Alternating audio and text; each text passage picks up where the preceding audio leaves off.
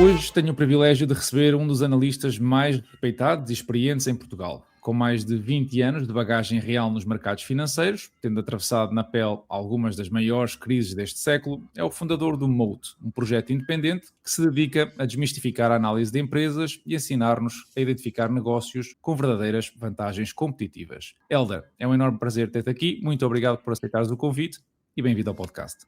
Muito prazer, Ricardo. Hélder, olha, eu queria começar precisamente pela tua experiência. Tu já tens mais de 20 anos neste meio. Conta-nos como é que foi esse teu início. Como é que tu começaste e nasceu esse teu interesse por investir? Já começou há várias décadas. Eu, entre 98 e 2000, 2001, eu tinha um estúdio de gravação. Eu e meu pai tínhamos um estúdio de gravação. E eu ganhava já algum dinheiro a fazer edições para alguns músicos que nós conhecíamos. E na altura já tínhamos internet, que era uma coisa que não era muito comum. E tínhamos internet Redis, que era mais rápida do que outras, do que a de 56K. E o que eu pensei na altura era rentabilizar o espaço, porque nós não conseguíamos ter muitas gravações, não conseguíamos ter muitos clientes, e então comecei a procurar formas de ganhar dinheiro na internet, e havia imensas na altura. Acho que havia até muito mais de comunicação nesse âmbito do que atualmente. E foi aí que eu descobri a Bolsa, e comecei a ler assuntos sobre a Bolsa, e participei num fórum que era o Big Bolsa, que já não existe. Ele durou desde a década de 90 até 2007, só tem registros até 2007, acho que fechou depois nessa altura. E eu, na altura, selecionei, isto é no ano 2000, selecionei uma série de empresas que comecei a estudá-las na altura, a tentar perceber como é que aquilo funcionava. E quando o Big Bolsa fechou no final, eu fiquei em primeiro lugar, fiquei muito espantado, porque como é que eu não fiz absolutamente nada e com uma estratégia buy and hold fiquei em primeiro, mas muito distanciado de segundo lugar. E percebi que foi a abordagem estratégica, ou seja, enquanto eu não fiz rigorosamente nada, apenas comprei ativos e os mantive em carteira, os outros andavam no frenesi a trocar e a comprar e a vender ativos sempre. E eu, depois mais tarde vinha descobrir que isso não é uma boa estratégia, principalmente para um investidor individual que não tem vantagem competitiva face a investidores institucionais, aos grandes bancos, que eles têm tecnologia para investir com trading de muito curto prazo, coisa que o individual não tem. Aliás, há um estudo da Fundação Getúlio Vargas que avaliou numa corretora brasileira quanto é que ganhavam os traders de curto prazo. E eles descobriram que só havia lá uma dúzia de pessoas que conseguiam ganhar, e a pessoa que mais ganhava dinheiro ganhava muito pouco, quer dizer, não compensava o tempo, o risco, o custo de oportunidade de fazer esse tipo de atividade. Eu passei por várias técnicas de trading até 2010, mais ou menos. Eu explorei tudo, li sobre candlesticks, sobre leitura de fluxo, várias coisas. Eu só parei quando descobri Benjamin Graham e Warren Buffett. Portanto, aí é que eu encontrei a minha casa. Peter Lynch também, comecei a ler mais essas coisas e a perceber que os melhores investidores do mundo tinham uma estratégia que não estava focada no trading de curto prazo. Ou seja, aqueles investidores que ganhavam dinheiro com curto prazo ganhavam em condições muito excepcionais. Por exemplo, o George Soros, não é? Quando deitou abaixo o Banco de Inglaterra, portanto, ele juntou uma enormíssima quantidade de capital com dívida e tinha aí, portanto, uma vantagem competitiva face ao mercado, coisa que um individual não tem. A questão é, e eu coloquei-me essa questão, quer dizer, qual é que é a vantagem competitiva que eu tenho ao operar dessa forma, com essas técnicas? E descobri que não era nenhuma. Portanto, e foi aí que eu fui solidificando a minha estratégia. Eu comecei a aprofundar mais isto, foi a partir de 2009, já vai há muitos anos. Depois mantive sempre. Fui estudando, estudei Direito, estudei Contabilidade. Aliás, fui estudar Contabilidade porque eu percebi que a linguagem dos negócios exigia-se conhecimento, não é? Perceber as técnicas de relato financeiro, os métodos contabilísticos. E pronto, foi esse o caminho que eu depois tracei na análise fundamental. Ok. Tu já passaste por vários projetos e agora estás 100% focado numa iniciativa nova, no Mode. O que é que motivou o nascimento deste teu novo projeto e qual é a missão que tu tens previsto cumprir com ele? Isso, atualmente eu faço consultoria, gestão de capital para investidores privados, para empresas e investidores qualificados. E também tenho este projeto Moat, que é uma plataforma de research no qual nós avaliamos empresas, procuramos identificar vantagens competitivas. Moat significa isso, para quem não sabe, para quem nos estiver a ouvir, eu sei que tu sabes, que é o fosso que existe à volta dos castelos, que os protege dos inimigos. E o que nós procuramos fazer é identificar empresas que tenham vários tipos de fosso. E este projeto nasceu após a minha saída do Investidor Prudente, que era a maior plataforma aqui de análise de large caps que existia em Portugal. Não foi possível manter esse projeto, eu tive que sair. E então, juntamente com os meus amigos da Reorganiza, que é uma das maiores empresas de consolidação de crédito e teve várias atividades financeiras, decidimos incorporar, fazer uma parceria, através da qual vamos lançar também um PPR dentro de 3-6 meses, com a mesma abordagem, ou seja, de identificar empresas com moat, com vantagens competitivas e que remunerem os acionistas e que estejam cotadas a bom preço. Há quem ache, nesse sentido de identificar o moat e das vantagens competitivas, que isto significa comprar apenas aquilo que são empresas as maiores do mercado, as gigantes óbvias, como a Microsoft ou a Apple. O teu foco passa por encontrar este tipo de empresas a preços razoáveis ou descobrir empresas, por exemplo, que são menos óbvias, como as small caps, com vantagens competitivas que estão de alguma forma escondidas? Sim, vamos avaliar todo tipo de empresas. Há empresas pequenas que têm vantagens competitivas, só que muitas vezes são empresas de nicho, têm uma vantagem competitiva de nicho, isso também nos interessa, evidentemente. Quanto ao preço, a abordagem é a do Warren Buffett às equity bonds, ou seja, é avaliar uma ação como se fosse uma obrigação, tentar prever a longo prazo, por exemplo, a 10 anos, quanto é que seria o yield que eu ganharia naquele tipo de investimento face ao yield que eu consigo obter no tipo de investimento, seja no imobiliário, seja nas obrigações corporativas ou obrigações do Tesouro. E identificar se este investimento terá uma rentabilidade atrativa, claro que é uma estimativa que se faz, e se o risco compensa. Ok, falar em risco vai um bocado orientado à próxima pergunta, que é, tu nestas 2 décadas de mercado que já levas, assististe a várias crises e modas passageiras, o que não faltou foi disso. Como é que a tua definição de risco evoluiu neste período? Tornaste-te um investidor mais agressivo, mais conservador? Antes disso é Como é que preciso evoluiu? definir risco, não é? E risco é uma palavra que pode ter vários significados, não é? Para alguns investidores, o risco significa o beta. Por exemplo, para os académicos também significa a volatilidade.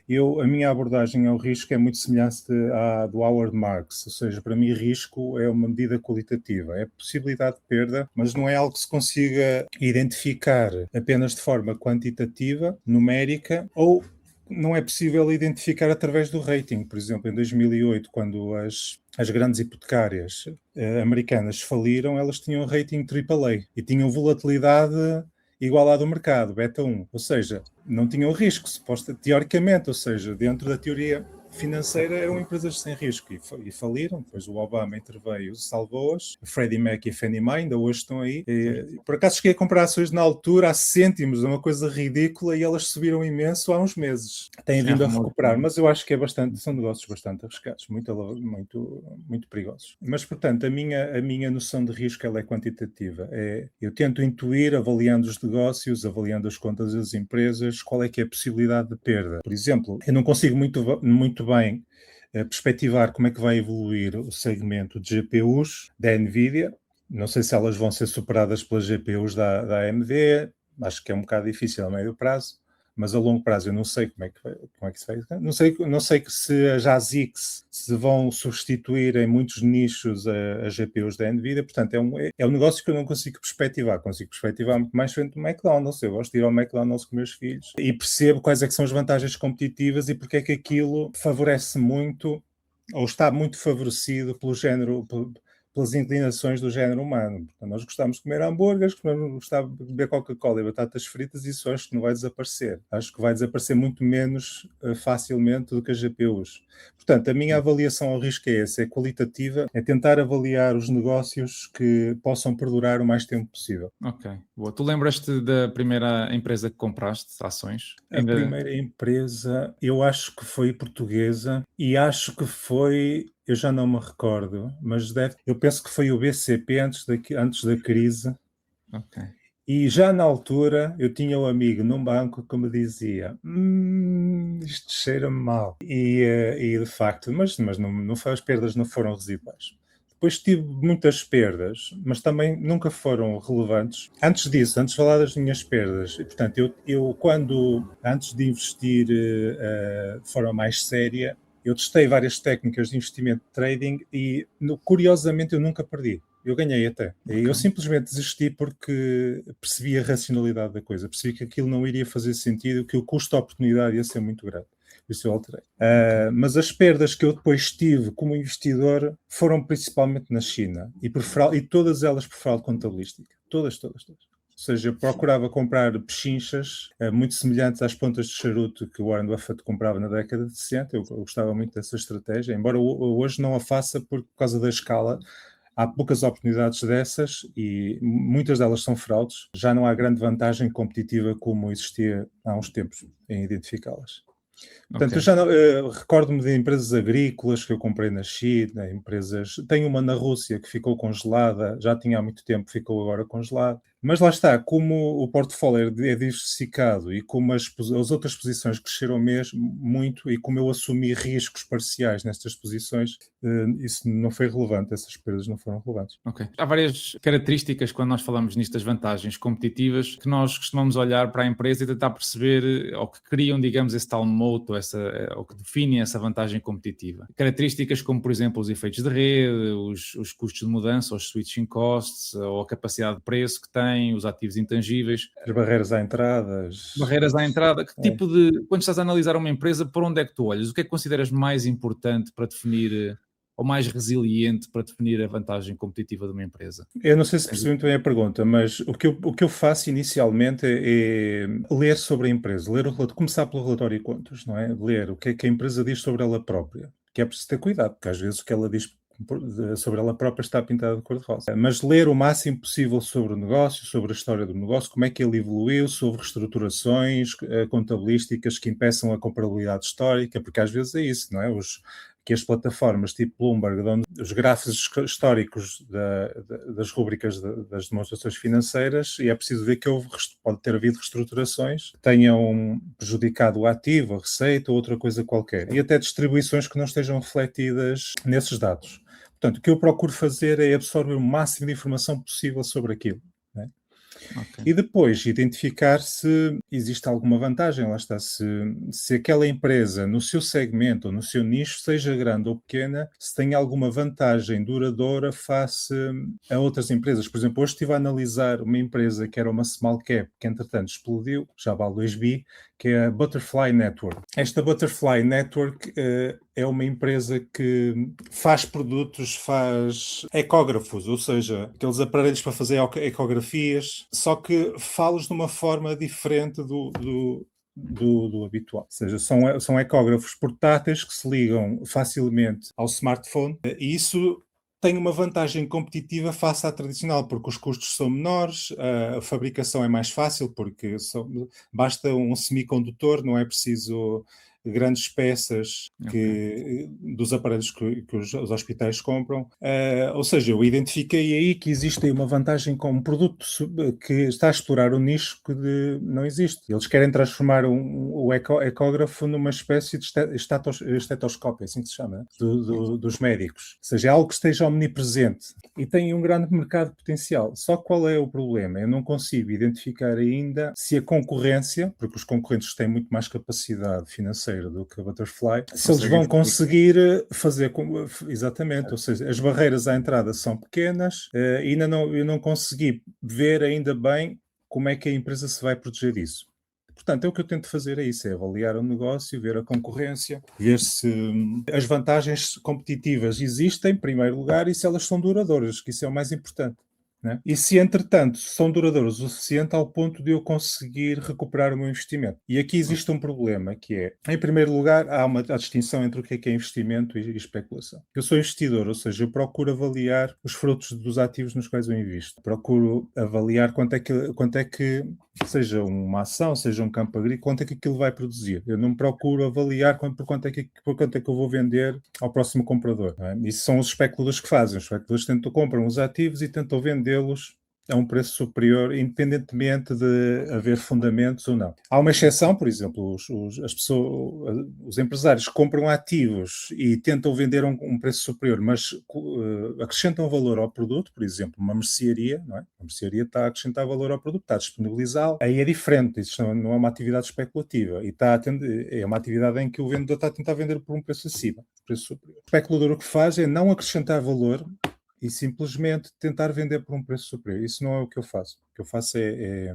investir. Depois o que eu tento fazer é avaliar quanto tempo é que eu, portanto, depois de identificar um potencial investimento, quanto tempo é que eu demoro a recuperar o meu investimento. E aqui existe um problema, que é o da teoria da agência. Portanto, eu enquanto investidor, eu não sou gestor da empresa. E existe um conflito entre a gestão e o investidor. Por um lado, eu quero receber dividendos, porque uma ação ela vale pelos dividendos que a empresa distribui ao longo da vida. Isso é o conceito teórico e não há outro. Isso é um princípio do investimento. Mas, por vezes, se a empresa ela for muito eficiente a alocar o capital, faz muito mais sentido reinvestir o capital em vez de distribuí-lo ao acionista. Só que existe aí um problema, uma tensão dialética, que é, como faz mais sentido a empresa reinvestir o capital, o acionista não recebe esse dinheiro, vai ter que adiar o recebimento desse dinheiro. E a minha preocupação é juntar as duas coisas, ou seja, é que procurar empresas que sejam eficientes, mas que ao mesmo tempo tenham a capacidade de remunerar os acionistas por via dos dividendos e buybacks.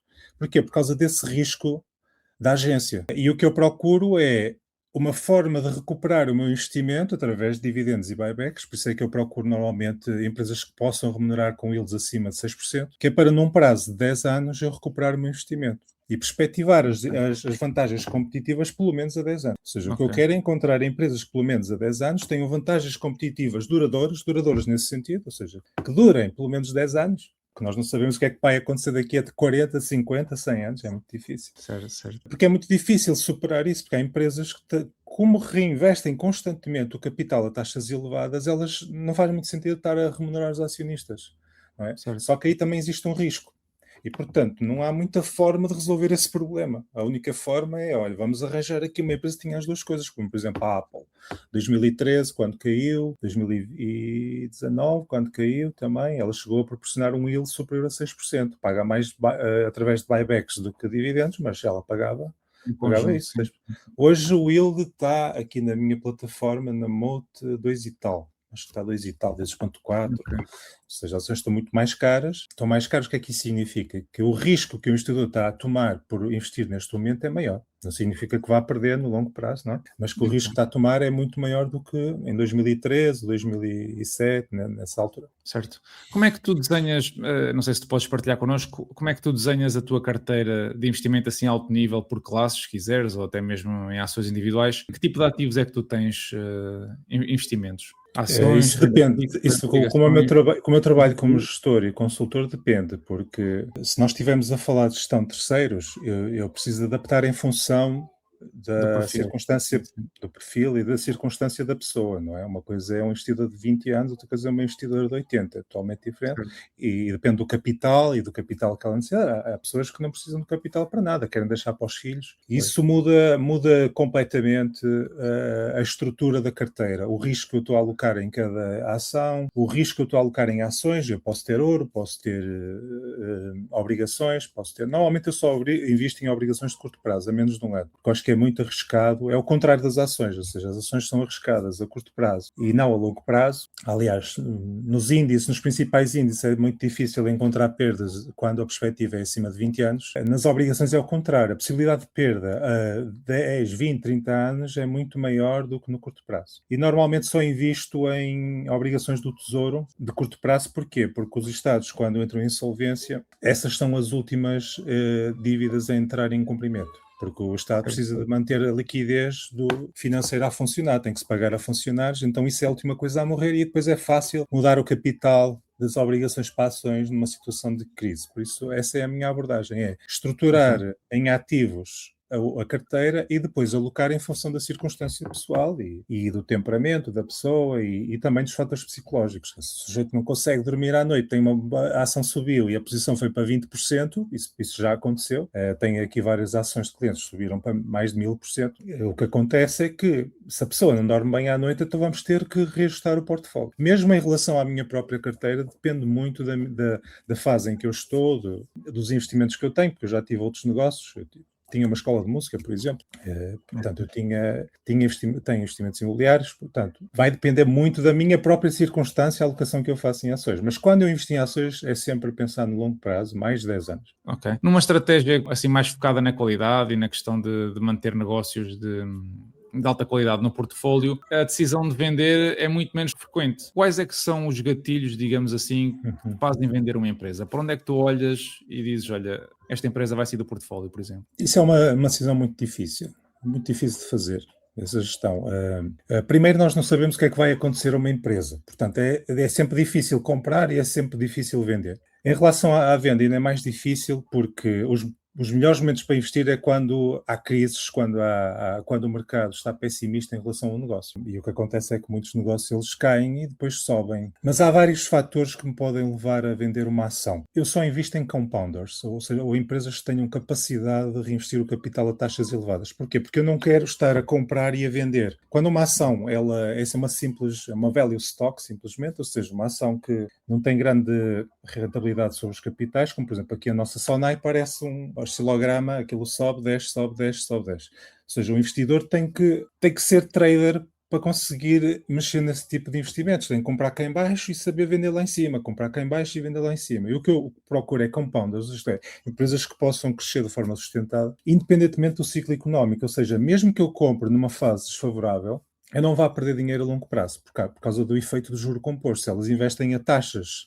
elevadas, e normalmente, o que é que eu quero dizer com isto? Eu procuro empresas que consigam produzir 20 ou mais cêntimos por cada euro investido. E eu normalmente procuro, neste tipo de empresas, mesmo que eu compre a ação a um preço desfavorável, não muito favorável, se eu a mantiver a longo prazo, a probabilidade de perda é muito menor. Neste universo de ações, é onde eu vejo que a probabilidade de perda é menor. Portanto, esse é um dos fatores que me poderia levar a vender uma ação, é se ela perder fundamentos de longo prazo, se perder eficiência. Se ela perder eficiência, se tiver um preço alto e se eu puder substituir por outra ação melhor qualificada, sim, posso fazer. Depois há outros fatores psicológicos, fatores individuais que estão relacionados com a própria circunstância da pessoa. Então, um bocadinho tocaste na questão dos buybacks ou nas recompras de ações, que em conjunto com os dividendos representam aquilo que seria o retorno para os acionistas. Mas, por exemplo, como é que nós defendemos este argumento dos buybacks, sobretudo das recompras de ações, quando grande parte dessas recompras de ações, na prática, compensam a emissão de ações à equipa de gestão, não é? Ou seja, se quisermos trocar isto por miúdos, os buybacks beneficiam muito mais, em muitas empresas, quem vende, os insiders que vendem, do que propriamente os acionistas. Há aí duas questões. Uma é a emissão bruta, ou seja, eles compram e depois emitem por outro lado. Não é? Ou seja, em termos líquidos não houve recompras. E o que eu procuro fazer é identificar recompras líquidas, mesmo em relação às ações potenciais, ou seja, diluídas. O que eu procuro fazer é avaliar todos esses fatores e ver se de facto se houve uma recompra líquida ou se então é tudo treta, que às vezes eles usam isso, não é? Vamos recomprar não sei quantas ações. E isso não acontece de facto. Ou seja, depois não há a criação de valor para acionistas. E depois, outra questão é, será que esses buybacks fazem sentido ou aquilo é só serve para aumentar a compensação dos gestores? Porque eles também são compensados em função do aumento do lucro, muitas vezes, ou aumento do EBITDA, e se for sobre o aumento do lucro por ação ou diminuição das ações faz aumentar as ações, ou seja, mesmo que haja uma diminuição líquida, eles apenas querem ter um bónus porque o lucro por ação aumentou e não porque o lucro normal aumentou. Portanto, há esses dois fatores. Portanto, eu tento... Lá está, é o problema da agência. É o problema dos interesses do agente serem distintos dos interesses do investidor. Isso é preciso ver se eles são sustentáveis, se a coisa fez sentido. Uma vez identifiquei uma fraude. Eu tinha um amigo que queria comprar uma empresa que estava cotada, ou seja, ia ser uma operação muito grande. E eu identifiquei lá uma fraude. O que é que o gestor ele fazia? Ele emitia ações, neste caso não recomprava, fazia o contrário, ele emitia ações no mercado. O mercado chegava lá e comprava tudo aquilo que ele emitia, ele recebia dinheiro e ao receber dinheiro fazia aquisições, consolidava aquilo lá integralmente, ou seja, eram aquisições eram subsidiárias, aquisições feitas a 100%. Isso fazia aumentar artificialmente o EBITDA. E ao aumentar artificialmente o EBITDA, ele ganhava uma compensação brutal. O gestor, sozinho, a fazer esse esquema de emitir ações, comprar subsidiárias, integrá-las no perímetro, ganhava. E depois o que é que ele fazia? Eram ações que não prestavam para nada, afinal de contas, depois ele declarava uma imparidade e depois a empresa tinha lucros, caía, ele emitia mais ações e repetia o processo. Isso ainda hoje acontece, ou seja, essa empresa, não vou dizer qual é, mas essa empresa ainda está na bolsa a cair e emitir ações, ele já está a fazer isso há anos e anos. Portanto, é preciso avaliar esses fatores todos. Recompras brutas, recompras líquidas, será que faz sentido a recompra para o acionista ou não? Quando falaste há bocadinho no teu processo de avaliação, és das pessoas que preferem usar múltiplos na tua avaliação ou és das pessoas que preferem projetar os fluxos de caixa, por exemplo, e descontar os mesmos para determinar um valor intrínseco? Ou se calhar até Nem as uma duas? coisa nem outra, não faço nada. Como é que tu fazes? Para o teu processo? Todas essas coisas podem ter problemas. Projetar os fluxos de caixa é um exercício interessante de fazer. Atenção, não estou a dizer que não se possa fazer. Não vejo Charlie Munger nem Warren Buffett a fazer isso. Eles ridicularizam até. Porquê? Porque basta uma pequena variável para mudar o valor intrínseco das ações. Mas pode-se fazer, não é? Construir vários cenários e, olha, se acontecer isto, vai para ali. Se acontecer isto, vai para lá. Em relação aos múltiplos, é preciso muito cuidado, porque por isso é que eu fui estudar contabilidade, porque é preciso ver a montante, qual é que é o fundamento que leva aqueles valores a irem para as rúbricas das demonstrações financeiras. Será que o lucro faz sentido para aquela empresa? Será que é uma coisa real? Será que é uma coisa que reflete o valor que os acionistas estão a receber? Será que o fluxo de caixa reflete também o valor que os acionistas estão a receber? É que há muita gente que diz, o que importa são o free cash flow. Às vezes não é assim. Por exemplo, na Airbnb, eles consideram receita potencial, quando há uma reserva, consideram receita potencial como free cash flow. Desculpa, como fluxo de caixa operacional, que depois reflete-se no free cash flow.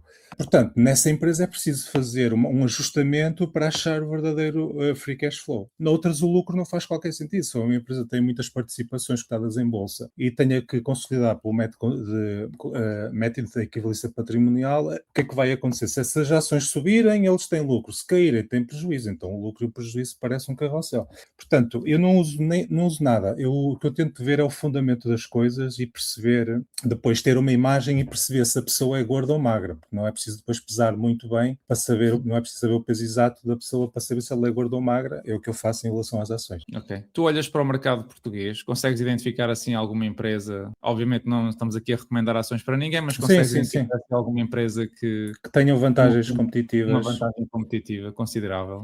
Olha, as últimas que analisei aqui na Mood foram a Altri, que tem uma vantagem que é a eficiência na produção por ter as florestas próximas à fábrica, que é uma coisa que outras têm dificuldade em ter, por isso é que têm que comprar muitas commodities no mercado spot. E depois também a Glint, eu cheguei a montar uma participação, muitas pessoas que me seguem viram também o fizeram, quando ela estava a 20 cêntimos, estava cotada muito abaixo do valor patrimonial, ou seja, acho que era a 50% do valor patrimonial ou abaixo disso, já não me recordo, mas era à volta disso.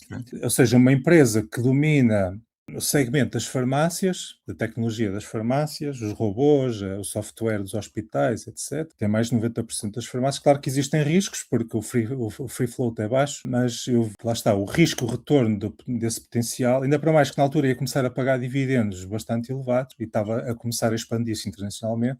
Quem investiu nessa altura teve uma oportunidade excelente. Mas há várias empresas que lá está, aqui em Portugal têm uma vantagem de nicho. Corticeira Amorim tem vantagens, muitas outras. Há empresas que também têm vantagens competitivas muito fortes, mas que não são eficientes a gerar capital. Por exemplo, a nossa REN, da transmissão de eletricidade, tem licenças de 50 anos. É uma empresa fantástica, não é? Para quem quer investir a longo prazo e tem aqui uma licença de 50 anos, é fantástico. O problema é que aquilo vai se comportar sempre mais como uma obrigação do que uma ação. Porquê? Porque o retorno sobre o capital investido é muito baixo, é um negócio muito arriscado. Se passar aqui um tufão gigantesco por Portugal destruir os postos de eletricidade, aquela empresa vai demorar anos e anos a recuperar esse investimento. Não é? As pessoas não consideram isso. O regulador obriga a esse tipo de retornos. Tem vantagens porque eles, por exemplo, eles são remunerados em função do yield da dívida. Se o yield aumentar, eles são mais remunerados, ou seja, os investidores também têm uma proteção interessante. Mas nunca vai ser um negócio com retornos absolutamente excepcionais. É um negócio muito... E o que eu procuro é dois fatores, é que elas tenham vantagens competitivas por um lado, mas também sejam eficientes a gerar capital. Portanto, mas assim, aqui em Portugal temos várias empresas assim, com motes, não é? Boa. Tu, sendo um analista baseado em Portugal, mas que cobres na prática mercados globais, já falaste aí na China há bocadinho, de que forma, e imagino também investes bastante nos mercados ou empresas americanas, de que forma é que a exposição ao dólar entra na tua equação de gestão do património ou do portfólio? Tu olhas, proteges-te contra o câmbio entre o dólar e o euro? É uma coisa que tu não tens em consideração? Qual é a tua Não, posição não, eu nisso? sou agnóstico em relação ao câmbio. Primeiro porque eu procuro montar uma carteira diversificada a nível geográfico e e a nível numérico também. E muitas das empresas, elas são multinacionais e têm exposição já a essa moeda. Ou seja, mesmo que eu compre uma ação em dólar, por vezes essas empresas têm presença em vários mercados e já estão protegidas contra as variações cambiais. Os grandes investidores, eu nunca os vi a fazer isso. Portanto, eu procuro seguir aquela recomendação do homem mais rico da Babilónia. Não é? O homem mais rico da Babilónia, ele recomenda investir, poupar pelo menos 10% daquilo que ganhas logo à cabeça e depois investir de acordo com os homens sábios. Não é? E o que eu procurei foi fazer isso. Quem é que são os homens sábios? E dentro destes homens sábios, ou seja, aquelas pessoas que vêm da tradição de Benjamin Graham, Warren Buffett, Peter Lynch, e seguem mais ou menos a mesma linha, depois há várias técnicas distintas, eu vejo pouca gente a ter isso em consideração.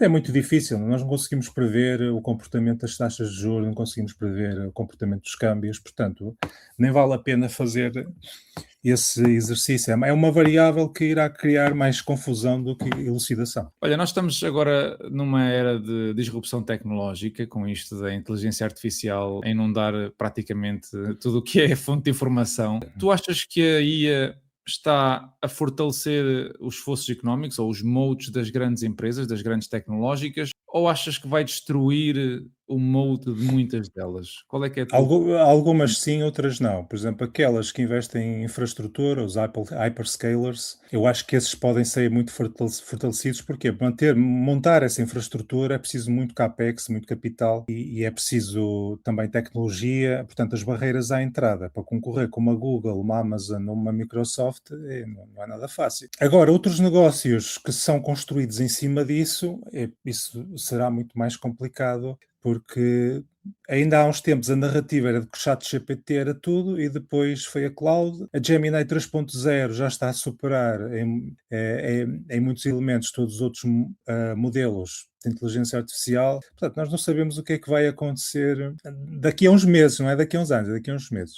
Portanto, eu prefiro focar-me em empresas que eu perceba que possam manter vantagens competitivas a longo prazo. Outras não. Não sei o que é que vai acontecer a uma SpaceX, não sei o que é que vai acontecer a uma Tesla, não sei, e a muitas outras empresas. Sim, nível de incerteza maior. Aliás, nós vivemos numa fase muito curiosa em que muitos dos investidores hoje em dia que ganham exposição ao mercado estão basicamente a consumir conteúdo de curto prazo, não é? Apostas muito de curto prazo, investimentos em opções e coisas do estilo, muito à conta daquilo que são recomendações no TikTok ou assim. E depois tens uma outra classe de investidores que procura investimentos passivos, portanto ETFs. Portanto, temos estes dois polos, uns mais orientados muito para o longo prazo, uns mais orientados muito para o curto prazo. O value investing, que é basicamente esta procura de algumas ineficiências de mercado e de empresas com características boas, como estavas a mencionar, será que sobrevive a este tipo de polarização? Tu achas que o value investing, que tem ficado um bocadinho atrás da performance dos mercados, ainda é menino para recuperar, ou achas que está claramente a definhar aos poucos?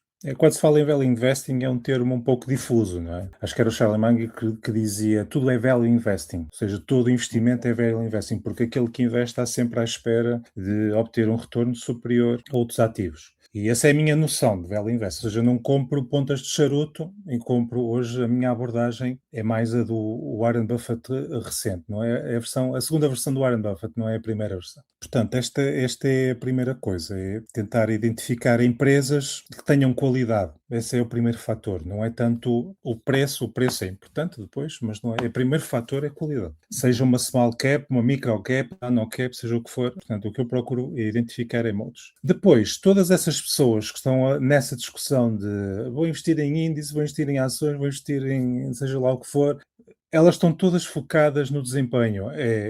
Eu vou ganhar mais por aqui, eu vou ganhar mais por ali, mas o que eu faço e o que eu vejo, mesmo para os meus clientes, o que eu faço é tentar avaliar o risco. Qual é o investimento que vai ajustar a minha estratégia à minha percepção individual de risco, não é? E neste momento a pessoa não tem que se perguntar se faz sentido investir num ETF sobre o índice ou não. Tem que se perguntar face ao capital que eu vou investir, face à minha circunstância atual, será que eu quero assumir o risco das valorizações atuais de mercado? Olha, eu tenho aqui 100 mil euros para a minha reforma, tenho 70 anos, quando tiver 75 quero tirar o dinheiro, ou 80. Vou pôr tudo num índice. Eu jamais faria isso, não é? Certo. Agora, se a pessoa está a começar a alocar capital e está a pôr todos os meses 100 euros ou 50 euros no índice para pensar daqui a 40 anos, é totalmente diferente. Portanto, é preciso enquadrar bem o problema, não é? Não é só dizer o melhor é o índice, o melhor são ações individuais, o melhor é este, é criptomoedas, é Bitcoin. Não, é preciso perceber o que é que se está a fazer e a abordagem que se tem ao investimento. Não é? E a minha abordagem neste momento é ao risco, é tentar perceber onde é que eu quero o meu capital em função do risco que eu quero assumir. Isso significa que tu tens uma posição de liquidez elevada. Como é que tu geres a liquidez no teu portfólio individual nestes momentos de valorização dos mercados? Eu não vou falar tanto individual, vou falar a nível, principalmente dos meus clientes, ou seja, a nível geral, como é que a coisa se processa. E lá está, tem a ver com isso, tem a ver com a percepção individual de risco. E neste momento nós conseguimos ganhar quase 4% de yield em obrigações de curto prazo e a corporativas nós conseguimos facilmente arranjar boas empresas a pagar 5, 6% de curto prazo, com maturidades inferiores a um ano, enquanto nas ações é mais difícil, não é? Eu tento peneirar, procuro identificar empresas que possam proporcionar yields mais atrativos, mas nem sempre é fácil. Portanto, em função do capital que a pessoa tem, em função do capital, do risco que queira assumir, eu acho que é importante manter uma forte posição em obrigações, não é? Em liquidez. Por exemplo, Warren Buffett tem 1/3 do capital, já ultrapassou os 400 bi, em obrigações de curto prazo do Tesouro. Portanto, ele está com muito medo. É a noção de margem de segurança do capítulo 20 do Intelligent Investor. Ou seja, a ideia é, eu tenho que ter margem de 50% sobre o yield das obrigações. Não tenho, coloco o dinheiro em obrigações. É o raciocínio que ele faz. Claro que ele depois tem ali uma parte da liquidez que tem a ver com as seguradoras. Portanto, não é 1/3 totalmente dedicado ao risco de mercado. É 1/3 que se divide entre a percepção que ele tem de risco.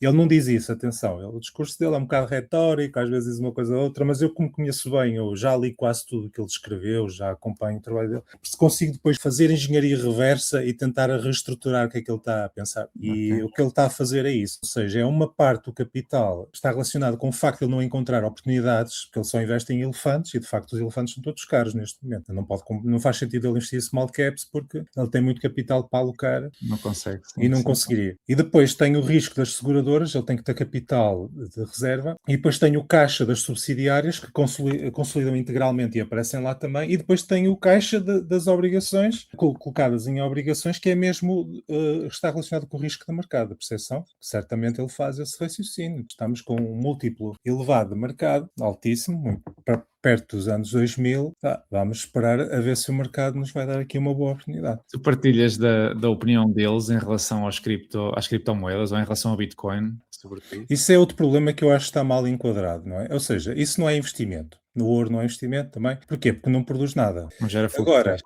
Gera fluxo de caixa, exatamente. Mas isso é um ativo que tem uma outra função. Eu vou dar um exemplo só. As pessoas que conseguiram tirar capital da Venezuela conseguiram tirar de duas formas. Principalmente, através de ouro ou através de criptomoedas, seja elas quais forem, Bitcoin ou outra coisa qualquer. O problema é que o ouro que eles conseguiam vender lá dentro, porque eles vendiam e depois traziam o capital, o ouro que eles conseguiam vender valia 50% do valor que estava cá fora. Porquê? Por causa das tensões, existia roubo, existia muito controle fronteiriço, o Estado ficava com o ouro, e as pessoas que colocaram aquilo em criptomoedas conseguiram facilmente memorizar a palavra-chave na cabeça e tirar lá o capital. Portanto, quando se fala em criptomoedas é preciso enquadrar o que é que se está a fazer. Nós estamos a proteger contra o quê? E de que forma? E portanto, é isso que eu vejo. Agora, toda a concepção, já tive Bitcoin, agora já vendi, aquilo subiu bastante, eu apanhei. Eu soube do Bitcoin logo do início, mas foi a única coisa que eu ignorei. Eu pensei, não interessa para nada. Eu nunca faço isso em relação a nada. Mesmo coisas que às vezes parecem absurdas.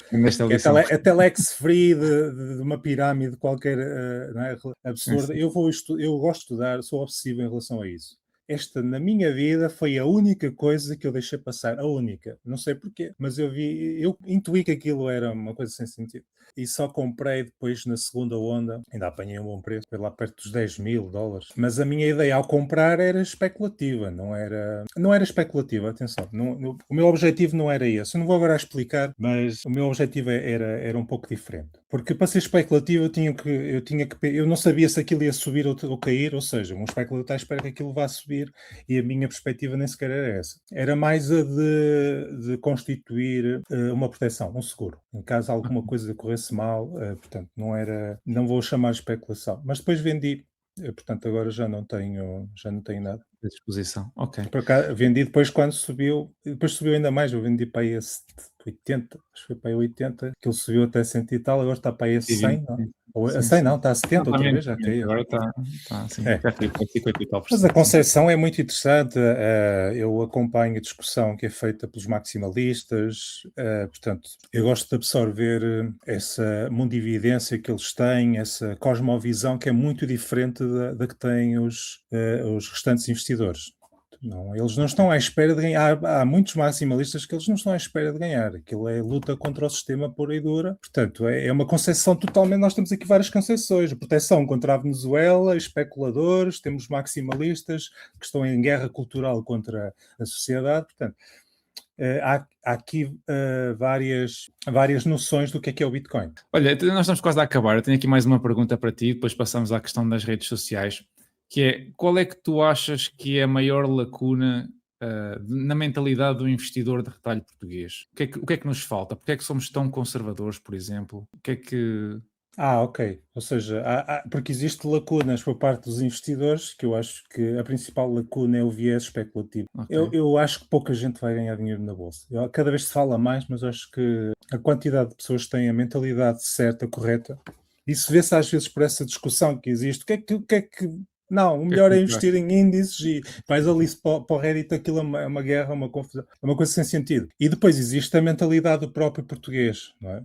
Eu, pessoalmente, eu identifico muito mais com a mentalidade, quanto ao investimento, não contra outros fatores, não é? Há muitas coisas que eu identifico mais com os portugueses do que com as outras pessoas do resto do mundo, mas em relação ao investimento, eu identifico muito mais com a cultura dos Estados Unidos, a cultura de risco, a cultura de não dependência do Estado, apesar dos Estados Unidos serem hoje muito menos capitalistas do que no passado. Ou a mentalidade deles é muito menos do que hoje é mais assistencialista do que no passado. Eu acho que essa é a principal lacuna nesse aspecto em relação ao povo português, é que nós somos um povo com medo. E eu penso que isso limita a nossa qualidade de vida. O problema não são os políticos, o problema somos nós.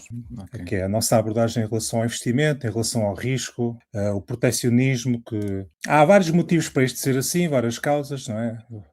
O Nuno Palma tem o livro das causas do atraso português.